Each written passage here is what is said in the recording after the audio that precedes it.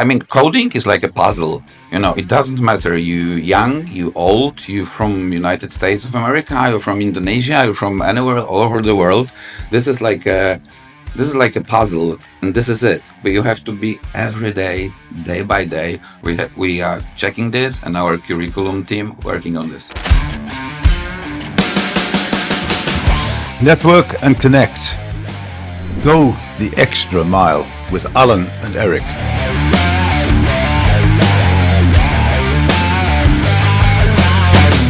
Good morning, and today we have an interview with Yasek, a Polish entrepreneur in Bali. Yasek Kachinski, a man of many talents. For over 2 decades, he worked in television production across Europe, collaborating with media giants such as Warner Brothers, Discovery Channel, and MTV. After turning 40, he turned his life upside down. Together with his wife and 2 children, he moved to the other side of the world, here to Indonesia. In Bali, he is dedicated to education as part of Coding Next and Discovery Lab. He helps Indonesian youth to step into the future. He teaches coding and science, technology, engineering and mathematics, providing lessons to schools. He's a networker, an entrepreneur, a lover of good tartar steak and music. Good morning and welcome, Yasek. Yeah, morning. What inspired you to establish a technology and coding learning center for primary pupils in Bali?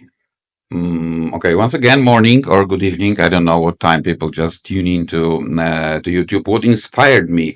First of all, as you realized before, I was working for so many years, over 2 decades. I was in a rush. I was in a rush. That was everything happened day by day. Every hour, I was in a rush. It means it was not so boring, but generally, it's some kind of a desire to change. To change my personal growth. Second of all, when I came here to Bali with my family, I realized that this is this market, let's call it a market, have a great potential for an education and learning and introduce new technologies. Mm-hmm. Almost 300 million people live here in Indonesia. That is why, and it's still so much to be done here. That is why that's what you said before, just stand upside and start to do something really new here. Good. How do you tailor your programs to meet the needs of international families? Oh, this is really easy, because the things we're teaching. Coding is like a puzzle. It doesn't matter you young, you old, you from United States of America, you're from Indonesia, you're from anywhere all over the world. This is like a puzzle. The coding itself teach the problem solving, the logical thinking, etc. Our teachers, we call them educators. They are, of course, all of them are bilingual. They speak English and they speak Bahasa Indonesia. It means this is not a problem just to connect the internationality. We have a lot of people from different countries attending our classes. First of all, English. English, this is the language of coding and programming. And it's often that Indonesian parents come to us and ask us to teach those kids in English. We can do this in Bahasa Indonesia, but parents say no, because this is like added value. We teach them in international language of not only coding and programming, we teach them in international language of communication. Can you share the key challenge you faced as an expat entrepreneur in Bali's education sector? Oh my God, Alan! You never show you never show your cards. You never show your assets, let's say. But yeah, the education, it is really hard work. You live here also. I do, yeah. This is really hard work. But the education sector I'm working for, this is not tourist sector, which is really, really advanced, let's say here. The education sector is still developing. It's still developing. It is fascinating, but it's always changing, and it means to educate children here first. As a biggest issue, we have to educate the parents. I mean, we have to explain the parents why the things we deliver, like coding, science, technology, etc., is so important for the kids. And then, if we achieve this goal, if we educate the parents well, oh, it will be so easy. So there's clearly lots of opportunities. In what ways do your technology-based learning experiences enhance the young students' educational journeys? First of all, we do something extra for the schools. We let's say, I know this is a business, of course, and at the end of this, I'm an entrepreneur. I'm not doing this for just for idea. Of course, this is the idea, but also it is a business.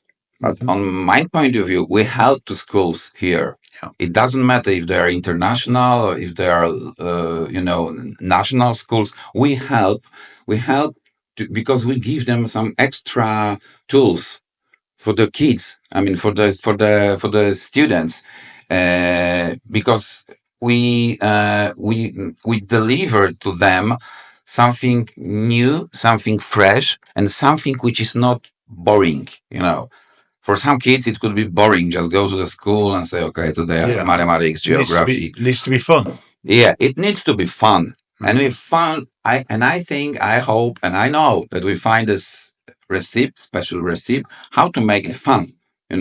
Also, the second thing we organize with Coding Next, with my mother company, let's say, we organize a lot of competitions.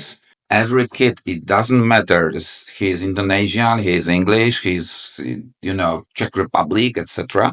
Every kid can take part in international competition, international coding competition. We spread this info in between the schools, Yeah. and kids can join. This is something extra for Yeah. them.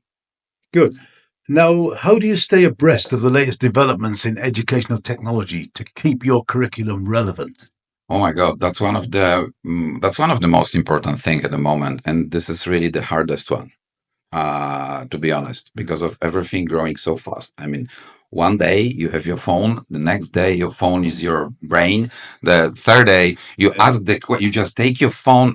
Just I realized, like my friend asked me last time. They've been here to Bali and they asked me, "Do you know what's the weather in Nusa Penida tomorrow?" And I said, "Okay, wait." I start to take my phone, and he did something like this. Hello, ChatGPT. What's the weather tomorrow in Penida? And it just go like for 15 seconds. Ba ba ba ba ba. It means it's going really, really fast. But what we are doing in our headquarters, we have the special division, and they're working really day by day, like 10 people day by day, working on our curriculum.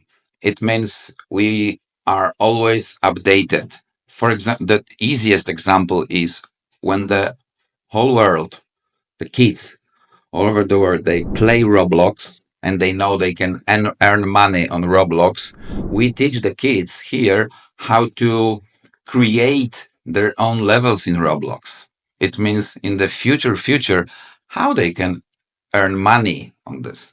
If the whole world asking the questions to artificial intelligence like, hello, what will happening? We teach the kids how to interact with AI. And this is it. But you have to be every day by day. We are checking this and our curriculum team working on this. So they grow with it, basically. It is. So there are obviously some challenges there. So, what strategies have you found most effective in engaging the primary age children in coding and technology? Meetings, and as I told you before, meetings, and as I tell you before, to educate the parents, to educate the Yeah. teachers. I have really good relationships with most of the principals of the school Mhm. because they usually understand. But then, if the principal of the school understands, we have to talk to the parents, of course. But I mean, what strategy? The best strategy is to explain, and give kids a chance to, let's say, touch it. We give them the free trial lessons, we give the demo lessons, we go to the big schools or the small schools, we show them how it exactly works. Because nowadays, if you don't, you can grab the kid attention for like maybe, it's changing like in YouTube, like like 10 years ago, to grab someone's attention, that was 3 minutes. Now you have maybe 30 seconds to grab someone's attention. Yeah. And this is what we need to do at the moment. We just go into the school, we just meet the parent, we just meet the kid, and we just, let's say, in a positive way, attack them with something new, something fresh. It means this is a lot of work, and yeah, demo trials and meetings and attacking them. I'm going to ask one more question that you weren't expecting, because it just came to me as you were talking there. This is really from my understanding. So you don't have a school per se, but what you do is you go into all the different schools, local schools and international schools, and offer your services as a sort of module. Is that the way it works? Not exactly. Two ways we have our school. I mean, we have our school in Bali, in Renon. I mean, the kids can go after their schools. All right. Yeah, that was a big change after pandemic. That was a really big change because during pandemic, when all of the places were closed, kids used to stay at home. Now it's a big change. It's a bigger challenge for me because it is not so hard to deliver coding to the schools because I go there, I have my product, etc. But it's more hard to get the kids involved to go to my place because it takes time. They need to have a card, Gojek, this and that. But yes, still, we have a school in Renon. At the moment, we have like 70 kids in the school. It's not bad, Yeah. We used to have a little bit more before pandemic, really. But now it started growing. Yeah. Okay. So all my questions so far have been really about the business, about the service you provide. So I'm going to ask you something personal now. Yeah. Can the work you do for a living also be part of your hobby, a real pleasure? Look at me. Did you ever see me like a sad person? No, That's true. I'm not a sad person. I may be okay. I have my fears every day, like everyone after 30 years old, let's say. Yeah, it start to have your own fears every morning. But yeah, I wouldn't do this if I don't have, let's say, fun of it, because that was not the point to change my whole life to come to live quite a good business, like production business. That was not the point to come here and do not have fun of this. I'm not saying I think you know what I mean. I'm not saying I have fun of this because this is still business. This is still what I'm doing. This is still my everyday routine. But at the other hand, I really love this because, like, for example, we're doing the courses of Discovery Lab. We teach kids on hands-on experiments, or we teach kids some projects in Coding Next.